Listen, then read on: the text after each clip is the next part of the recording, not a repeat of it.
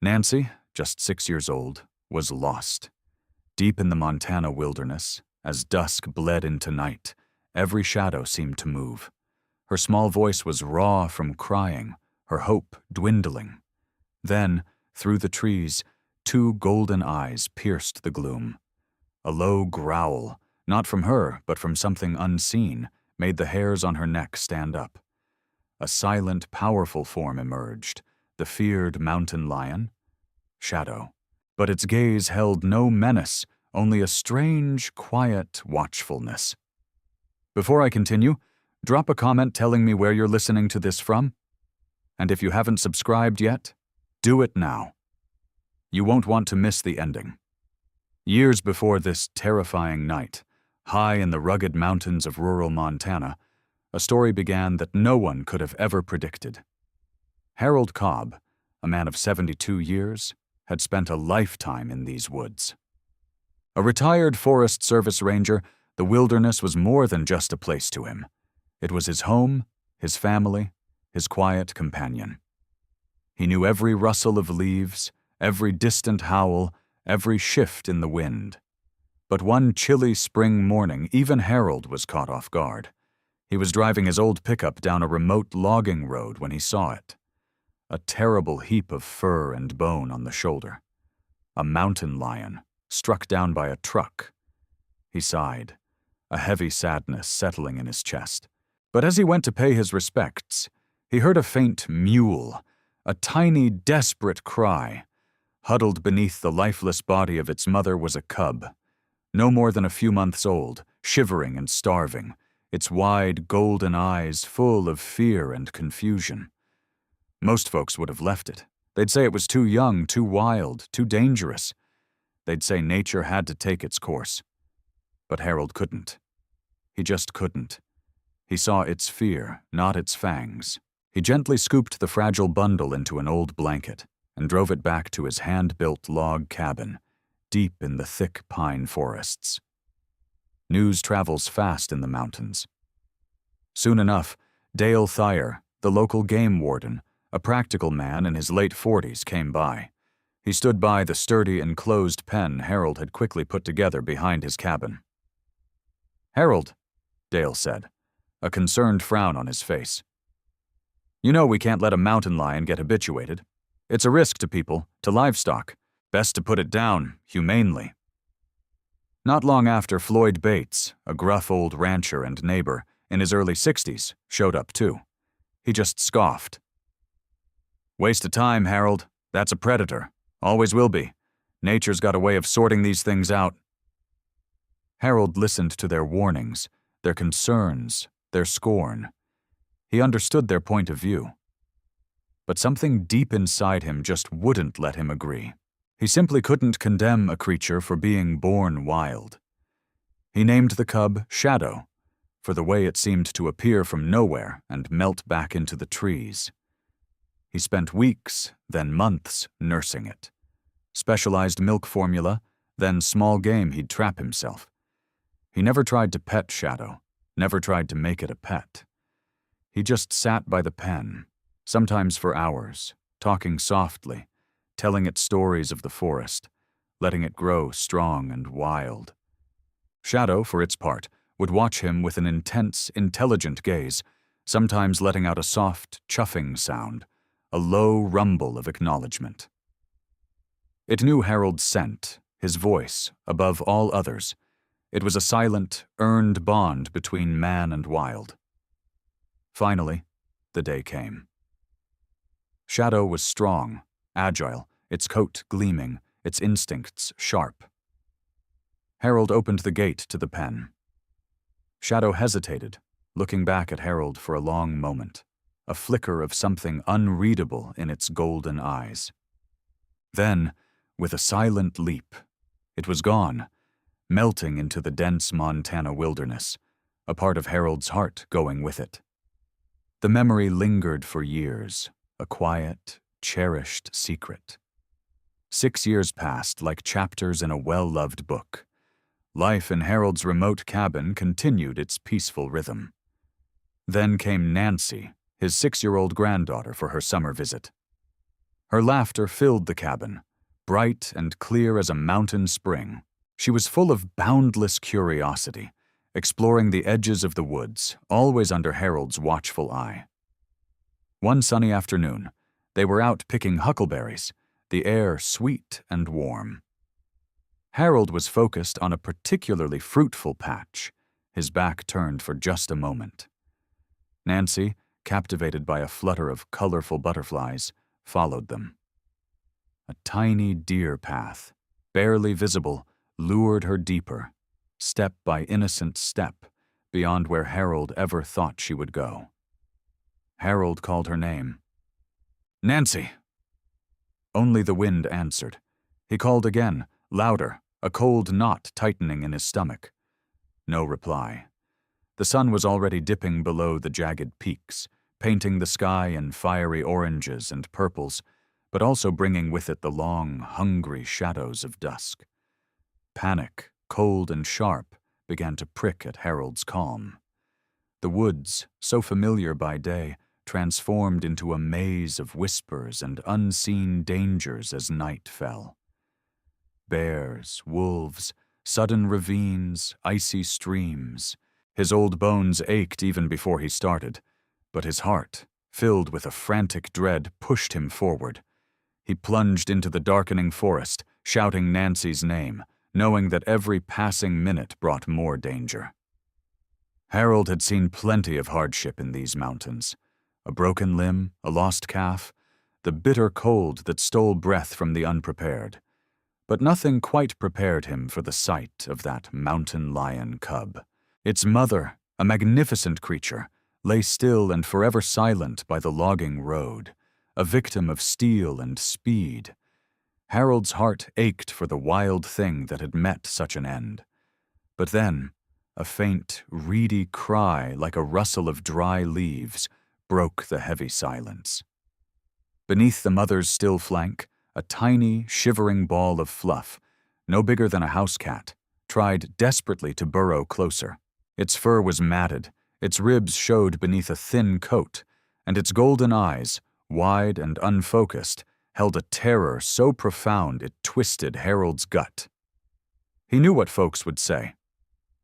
"Leave it be, Harold. Nature takes its course." Or, "It's too wild, too far gone. A predator, even now." But looking at that vulnerable scrap of life, trembling with cold and hunger, Harold couldn't hear their voices. All he heard was that desperate cry. All he saw was its innocent fear. Carefully, so slowly, he reached for it. The cub didn't snap or snarl. It just pressed itself tighter against its dead mother, a whimper escaping its throat. Harold's worn hand, calloused from years of axe-wielding and rope-handling, gently scooped the tiny creature into an old flannel blanket he kept in the truck. The cub was barely a whisper of weight in his arms. He cradled it close, feeling the rapid flutter of its tiny heart against his own. It was a life, fragile and precious, and it was in his hands now. The drive back to his cabin was a quiet, solemn journey. The cub, nestled safely in the blanket on the passenger seat, let out soft, uneven breaths. Harold reached over, his fingers gently brushing the soft fur on its head. It wasn't a pet, he knew that. This was a wild creature, and it would remain wild. But for now it was simply lost and hurting, and Harold was its only hope. He thought of all the years he'd spent in the Forest Service, protecting these lands, these animals. He couldn't turn his back on this one. He spent the next few days building a sturdy, enclosed pen behind his cabin, making sure it was secure, spacious, and offered shelter from the elements. He fed the cub, whom he'd quietly started calling Shadow, a specialized milk formula, dropper by careful dropper, until strength slowly returned to its small frame. Word of Harold's unusual guest didn't take long to reach Dale Thayer, the game warden. Dale arrived in his official truck, the dust from the gravel road settling around him. He peered into the pen, his face etched with a mix of concern and professional duty. "Harold," he began, his voice firm but respectful, I know your heart's in the right place, but a habituated mountain lion, even one you raised, it's a danger. To you, to folks around, to their livestock. Best to consider humane euthanasia. It's the standard protocol, and often the kindest path for these animals when they're this young and orphaned. Not long after Dale left, Floyd Bates, Harold's crusty neighbor, pulled up on his old tractor. Floyd was less diplomatic. He spat a stream of tobacco juice beside the pen. That thing's gonna be trouble, Harold. You mark my words. A predator is a predator. You save it now, it'll come back to haunt you. What's nature for, if not to sort out the weak?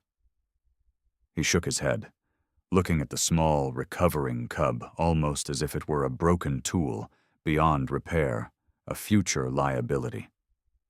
Don't get sentimental, Harold. It's a mountain lion, not a house cat. Harold listened to them both. He heard Dale's practical, by-the-book reasoning, and Floyd's gruff, old-school warnings. He knew they weren't being cruel just to be cruel. They spoke from their own experiences, their own understanding of the wild. But as he looked at Shadow, now alert and watching him with those intelligent golden eyes, Harold felt a quiet certainty settle deep in his soul. This cub had a chance, and he was going to give it that chance. He wouldn't let their words sway him. Shadow would not be condemned. It would live. Harold poured his energy into Shadow, nursing the cub with a quiet devotion that only someone deeply connected to the wild could understand. Every morning, he'd mix the specialized milk formula, warmed just so, and carry it out to the sturdy pen behind his cabin. Shadow, still a bit wobbly on its growing legs, would eagerly lap it up, its small body trembling with a mixture of hunger and burgeoning strength. As weeks turned into months, the cub shed its baby fluff, growing into a sleek, muscled young predator. Harold gradually introduced small game he'd trapped, mice, then rabbits, teaching Shadow to tear and eat, honing its natural instincts without ever directly interfering. He never once tried to pet Shadow, never saw it as a tame animal. That would have been a betrayal of its true nature, and of the wilderness Harold revered. Instead, he would simply sit near the pen, sometimes for an hour, sometimes for an afternoon, just watching. He'd talk to the cub in a low, rumbling voice, telling it stories of the forest, of the deer trails, the salmon runs, the ancient pines. He never expected Shadow to understand his words, not really. But the cub listened. Shadow would often lie perfectly still, its golden eyes fixed on Harold with an intensity that seemed to pierce right through him. There was a profound intelligence in those eyes, a silent acknowledgement that transcended words. Sometimes, when Harold spoke, a soft, almost purring chuff would escape Shadow's throat, a sound deep in its chest that Harold had learned to recognize as a sign of contentment, of trust. It was a language without words, a bond forged in quiet moments and mutual respect. Shadow knew Harold's scent, his voice, the rhythm of his steps. It was a silent promise made between them, a debt of kindness etched into the very fabric of their existence.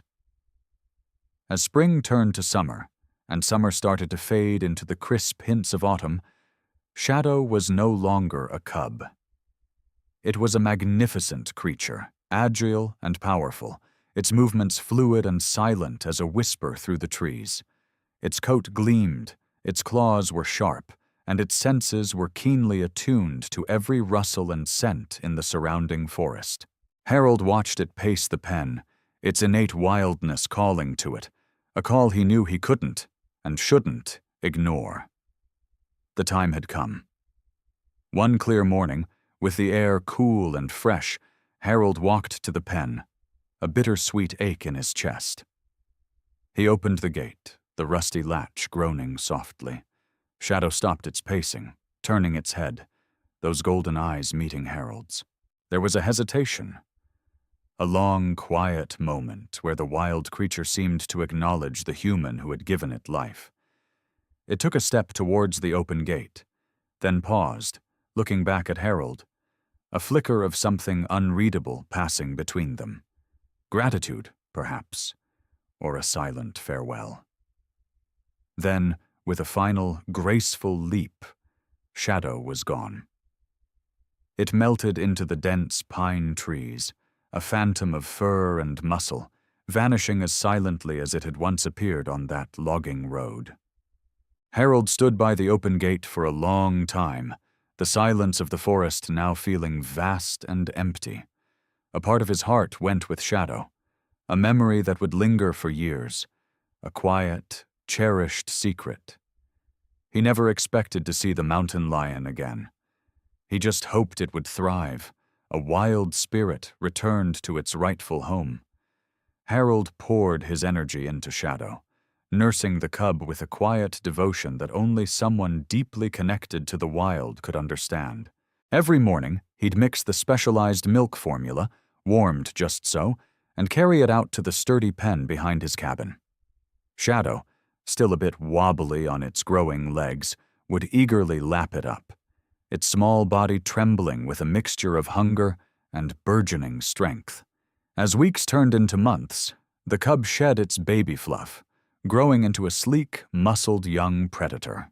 Harold gradually introduced small game he'd trapped, mice, then rabbits, teaching Shadow to tear and eat, honing its natural instincts without ever directly interfering.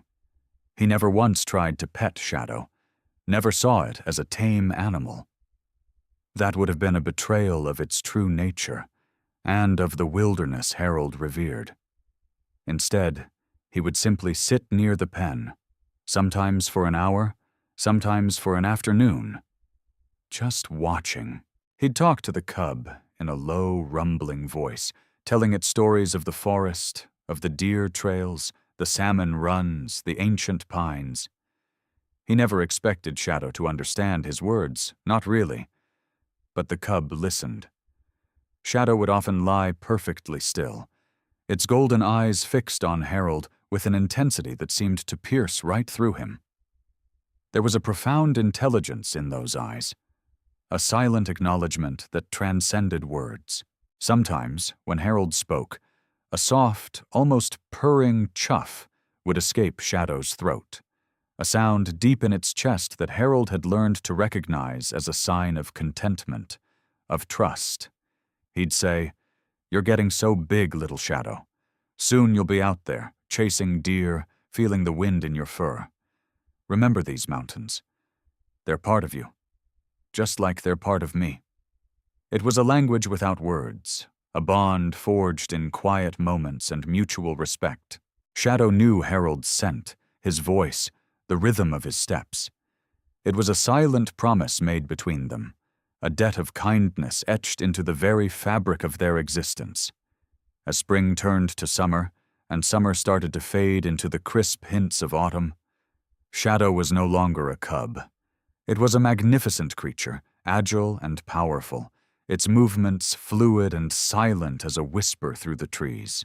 Its coat gleamed, its claws were sharp, and its senses were keenly attuned to every rustle and scent in the surrounding forest. Harold watched it pace the pen, its innate wildness calling to it, a call he knew he couldn't and shouldn't ignore. The time had come. One clear morning, with the air cool and fresh, Harold walked to the pen, a bittersweet ache in his chest. He opened the gate, the rusty latch groaning softly. Shadow stopped its pacing, turning its head, those golden eyes meeting Harold's. There was a hesitation, a long, quiet moment where the wild creature seemed to acknowledge the human who had given it life. Harold whispered, "Go on now, little one. Be wild. Be free." It took a step towards the open gate, then paused, looking back at Harold, a flicker of something unreadable passing between them, gratitude, perhaps, or a silent farewell. Then, with a final, graceful leap, Shadow was gone. It melted into the dense pine trees, a phantom of fur and muscle, vanishing as silently as it had once appeared on that logging road. Harold stood by the open gate for a long time, the silence of the forest now feeling vast and empty. A part of his heart went with Shadow, a memory that would linger for years, a quiet, cherished secret. He never expected to see the mountain lion again. He just hoped it would thrive. A wild spirit returned to its rightful home. 6 years melted away, like snowdrifts in the Montana spring, since Harold had last seen Shadow. Life at his hand-built log cabin settled into a quiet rhythm, punctuated by the whisper of pine trees and the distant calls of the wild. Harold, now 78, still moved with the sturdy grace of a man who belonged to the mountains, though his steps were a little slower, his back a bit stiffer. But this summer, his world was filled with a new, vibrant energy. His 6-year-old granddaughter, Nancy Cobb, was visiting. Nancy was a whirlwind of bright curiosity, her laughter echoing through the cabin, a sound as clear and joyful as a mountain stream. She loved exploring the world just beyond the cabin's porch, her small hands always reaching for interesting rocks, her bright eyes always scanning for butterflies. Harold cherished these moments, his heart swelling with a gentle love he hadn't fully known since his own children were small. One sunny afternoon, the air thick with the scent of pine and wild huckleberries, Harold and Nancy ventured out for some berry picking. Harold knew a patch not far from the cabin, where the bushes grew heavy with ripe, dark fruit. He knelt, his old knees protesting slightly, meticulously plucking berries and dropping them into a metal pail. Nancy, a few yards away, chattered happily, her tiny fingers busy with her own small, colorful plastic bucket. Harold turned his back for just a moment, reaching for a particularly laden branch. "Nancy, look at this one," he called, but his voice met only the gentle rustle of leaves. He straightened up, a mild frown creasing his brow. "Nancy?" he called again, louder this time. No answer. His eyes scanned the berry patch, then the immediate edge of the forest. He saw a flash of color, the bright pink of Nancy's shirt, disappearing between 2 thick spruce trees, further than he'd thought she would ever venture. "Nancy." His voice was sharper now, a thread of worry tightening in his chest. He hurried towards the spot, calling her name repeatedly, but the dense foliage seemed to swallow his cries. He found a faint deer path, barely more than a trace in the undergrowth, leading deeper into the woods. He knew Nancy, with her boundless interest in anything that moved, had likely seen something, a butterfly, a bird, and followed it. He knew she had followed it too far. The sun, once high and warm, was now dipping dangerously low, casting long, hungry shadows across the forest floor. A chill began to creep into the air, promising a cold night. Harold pushed through thorny thickets and leaped over fallen logs, his lungs burning, his old joints screaming in protest. Every rustle of leaves, every distant bird call seemed to mock his frantic search. He pictured the steep ravines, the swift, icy streams that crisscrossed these mountains, the lurking dangers of bears emerging from their dens, or the silent, watchful eyes of a wolf pack. These woods, so familiar and comforting by day, transformed into an unforgiving maze as dusk bled into night. And since you've made it this far, go ahead and hit that like button.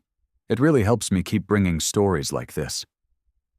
The thought of Nancy, so small, so innocent, alone in this darkening wilderness, filled Harold with a terror colder than the night air. He stumbled, catching himself on a rough tree trunk, his vision blurring from exhaustion and fear. He had to find her. He had to.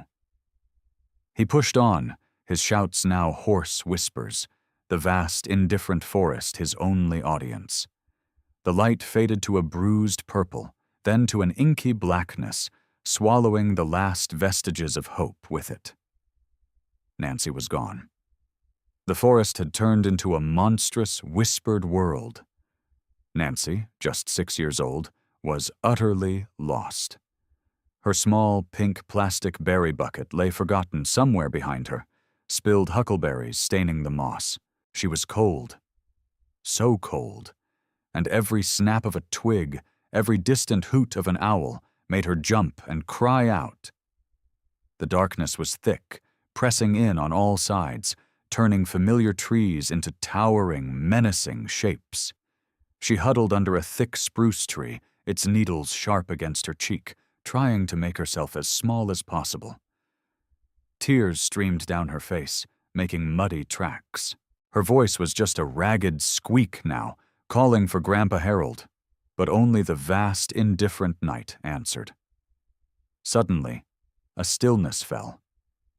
Not the silence of absence, but a watchful stillness, a presence that made the air prickle. Nancy slowly looked up, her breath catching in her throat. Through the gloom, 2 golden eyes, like twin lanterns, pierced the darkness. They were large, unblinking, and deep, a low growl. A rumble that vibrated more in the ground than in the air, rippled through the trees. Her heart hammered against her ribs, a frantic bird desperate to escape. Then, from the inky shadows beneath a gnarled old cedar, a magnificent form emerged. It was a mountain lion, an enormous, powerful creature, its muscles rippling beneath its tawny fur. It moved without a sound, a phantom made real. Nancy knew what it was. Grandpa Harold had shown her pictures, warned her about the wild animals of the mountain. This was Shadow, a hunter of the night, a creature of fierce, untamed power. Fear, cold and absolute, gripped her. She couldn't move, couldn't even scream. But as the mountain lion fully stepped into a sliver of moonlight, its gaze still fixed on her, Nancy noticed something. There was no menace in those golden eyes, no hunting glint, just a strange, quiet watchfulness, an ancient, knowing patience. It was powerful, yes, but not threatening, not to her. The low growl had ceased. It simply stood, observing. Then, with a slow, deliberate turn of its magnificent head, the mountain lion took a few steps to its left, disappearing partially behind a cluster of ferns. It paused, looking back at Nancy, then took a few more steps, clearly indicating a direction. It wasn't rushing, not stalking, not trying to scare her. It was leading. A wild, impossible thought flickered through Nancy's terrified mind. Was it showing her the way? It seemed too fantastical, too much like a storybook. But what else could it be? The darkness was absolute, the path back utterly lost. Staying huddled under the spruce tree meant facing the long, cold night alone, with all its unseen threats. Following this silent, powerful guide felt like a gamble, but a gamble born of desperate hope. Hesitantly, Nancy uncurled her cold limbs. Her small legs, stiff from fear and cold, ached as she pushed herself up. The mountain lion remained still, watching her, its steady gaze an anchor in the swirling chaos of her mind.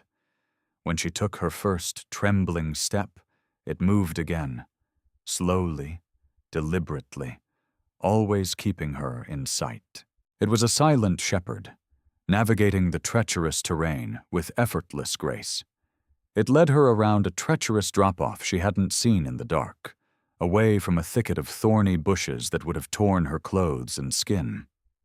Nancy, still terrified, found a strange, primal sense of safety settling over her. The mountain lion was between her and the deeper, darker threats of the unknown forest. Its confident presence pushed back the shadows, giving her a flickering spark of courage. It stopped occasionally, a majestic silhouette against the faint moonlight, turning its head to look back, as if silently asking her to keep up. And Nancy, with an awe she couldn't comprehend, did. Step by careful step, the mountain lion guided her through the bewildering wilderness. Its movements were fluid, its pacing perfect, leading her not deeper into the unknown, but along a clearer, steadier path. After what felt like forever, the undergrowth thinned, and Nancy saw it. A wider, more defined trail, one that felt familiar, one that Grandpa Harold often took. It was a game trail, well used, leading back towards the distant hope of home. Harold pushed on, the wilderness closing around him like a suffocating blanket. Every nerve ending screamed with exhaustion, every muscle protested, but a grandfather's desperate love fueled his shaking legs. He stumbled over roots, scraped his hands on rocks, and the cold, damp air seeped into his bones. His voice was a raw croak now, Nancy's name a broken whisper on his lips. The crushing weight of despair threatened to swallow him whole. He felt utterly lost, utterly helpless, a tiny speck against the vast, indifferent might of the Montana night. Then, just ahead, a flicker. A shape. His heart seized, then hammered with renewed, frantic hope. Could it be? Through the sparse moonlight filtering through the dense canopy, he saw her. A small, familiar figure, walking slowly, hesitantly, along a well-worn game trail. It was Nancy. His Nancy. A sob tore through him, raw and uncontrollable. But then, his eyes, still scanning the shadows instinctively, caught another movement. Just a few yards behind Nancy, moving with an impossible, silent grace, was a large, tawny form. Harold's blood ran cold. His breath hitched. It was a mountain lion. Huge, magnificent, its golden eyes reflecting the faint light. He knew, with a certainty that vibrated through his very bones, who it was. Shadow. Terror, sharp and immediate, pierced through Harold's relief.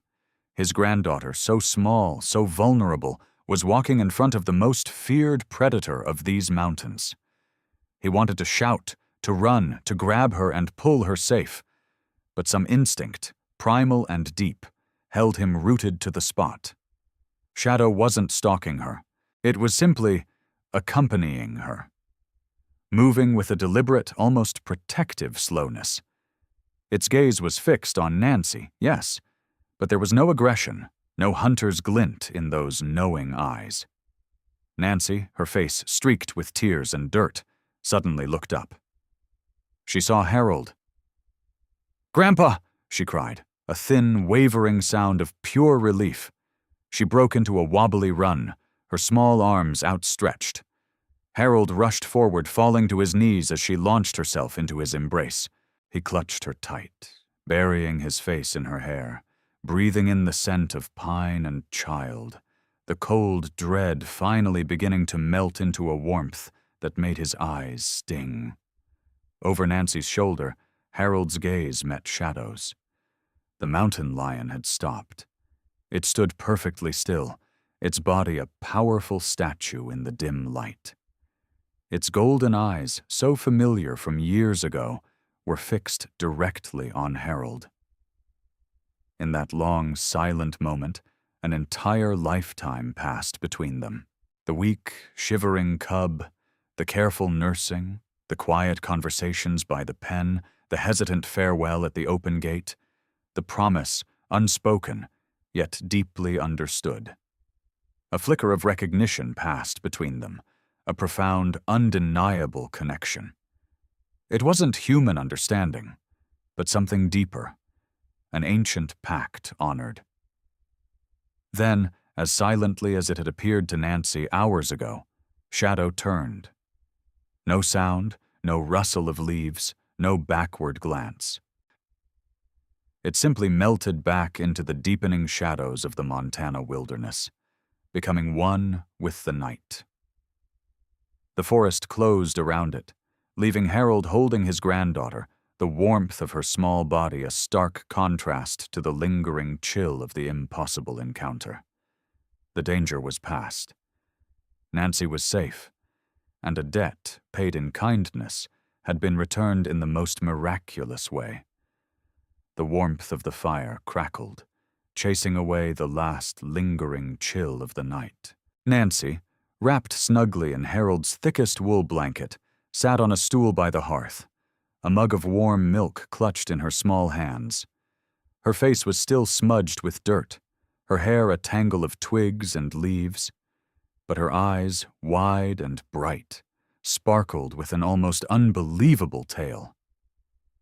Harold sat opposite her, his own exhaustion forgotten, simply listening, holding her close to his heart. "And then," Nancy recounted, her voice small but steady, "the big cat came out. It was so big, Grandpa, and its eyes were like gold, shining in the dark. I was so scared at first, but it didn't growl at me. It just looked and looked, then it walked a little way, and looked back, like it wanted me to follow." She paused, taking a sip of milk, a tiny shiver running through her. "And it showed me the way, Grandpa. It walked in front of me, real slow, and I just followed its tail. It led me right to the big path, the one you always take." Harold nodded, a profound, quiet gratitude swelling in his chest. He knew. He knew with every fiber of his being that it wasn't just a big cat. It was Shadow, his shadow, returned from the wild, honoring an unspoken bond. He didn't need to hear another word. The memory of those golden eyes, meeting his just before the mountain lion vanished, was all the confirmation he would ever need. He stroked Nancy's hair, a soft, loving gesture. "That's quite a story, sweetheart. A truly amazing story." Just as the sun began to paint the mountain peaks with streaks of orange and pink, the rumble of an approaching vehicle broke the morning stillness. It was Dale Thayer's game warden truck, followed closely by Floyd Bates's old pickup. Harold had called the sheriff's office in the dead of night, knowing a search party would be organized at dawn. Dale and Floyd, likely having heard the news over the radio or from other neighbors, had come to join the search, their faces grim with worry. They found Harold and Nancy by the fire, a scene of impossible relief. Dale, practical as ever, wasted no time. "Harold, Nancy, thank goodness. We were just getting the search teams ready. Are you both all right? What happened?" His gaze swept over Nancy, checking for injuries. Floyd, ever the gruff rancher, just stood in the doorway, his hat in his hand, relief warring with his usual stern expression. Nancy, still full of her miraculous adventure, readily launched into her story again, this time to a more skeptical audience. "I was lost, and it was so dark. But then the big cat came, the mountain lion, and it showed me the way back to Grandpa." Her innocent words hung in the air, heavy and unbelievable. Dale's eyebrows furrowed. "A mountain lion, Nancy? Are you sure? Sometimes when you're scared, things can look different." He glanced at Harold, a question in his eyes. Floyd just stared at Nancy, then at Harold, his mouth slightly agape. The very creature he had condemned, the future problem he had scoffed at Harold for saving, had apparently guided a lost child. Harold simply met their gaze. He didn't elaborate, didn't press the point. He just let Nancy's clear, unwavering words hang in the silence. Dale, a man of facts and protocols, found himself without a logical explanation. Floyd, who had always seen the wilderness as a place of harsh, unforgiving truths, where only the strongest survived and predators were simply threats, had his world view shaken to its core. They looked from Nancy's beaming face to Harold's quiet, knowing smile. There were no words of apology from Dale, no admission of error from Floyd. They couldn't bring themselves to say anything of the sort. Their usual bluster, their practical arguments, their warnings of danger, all of it was gone, replaced by a deep, unsettling silence. They simply stood, absorbing the impossible truth that pulsed in the small, warm cabin. Some bonds, some acts of kindness defied all human logic and prediction. They eventually mumbled their goodbyes, leaving Harold and Nancy to their quiet, miraculous reunion, the wilderness holding its secrets close, its promises kept. The warmth of the morning sun slowly crept through the cabin windows, a gentle contrast to the cold fear of the night. Harold sat by the crackling fire, a weary but profound peace settling over him. Nancy, clean and bundled in a thick blanket, was still sleepy but safe. She had just finished recounting her incredible story, her small voice full of awe of the big cat that showed her the way. Harold listened, a quiet tear tracing a path down his weathered cheek. He knew, with an undeniable certainty, that it was Shadow. A short while later, the familiar rumble of Dale Thayer's game warden truck echoed up the track, followed by the clatter of Floyd Bates's old pickup. Harold had called the sheriff's office in the dead of night, knowing a search party would be sent at first light. Dale and Floyd, their faces etched with worry, hurried towards the cabin. Dale pushed open the cabin door, his eyes sweeping the room, relief washing over his features as he spotted Nancy. "Harold! Nancy! Oh, thank goodness!" he exclaimed, his voice thick with genuine emotion. "We were just gearing up for a full-scale search. Are you both truly all right? What happened out there?" Floyd, usually so gruff, simply stood in the doorway, his hat clutched in his hands, a rare look of vulnerable concern on his face. He eyed Nancy, then Harold, waiting for an explanation. Nancy, buoyed by the safety and the attention, launched into her adventure once more, her small voice clear and earnest. "I was lost and it got so dark and cold, but then a big mountain lion came. It had gold eyes, and it didn't hurt me. It walked in front, really slow, and showed me the path back here." Dale's brow furrowed. He exchanged a glance with Harold, a flicker of professional skepticism in his eyes. "A mountain lion, Nancy? Are you sure, sweetheart? Sometimes when you're scared, things can get a little mixed up in your mind." He was trying to be kind, but his training told him this was impossible. Floyd, however, said nothing. He simply stared at Nancy, then at Harold, a deep, unsettling silence settling over him. The wild creature he had dismissed as a future problem, the predator he insisted should take its course, had apparently defied every expectation.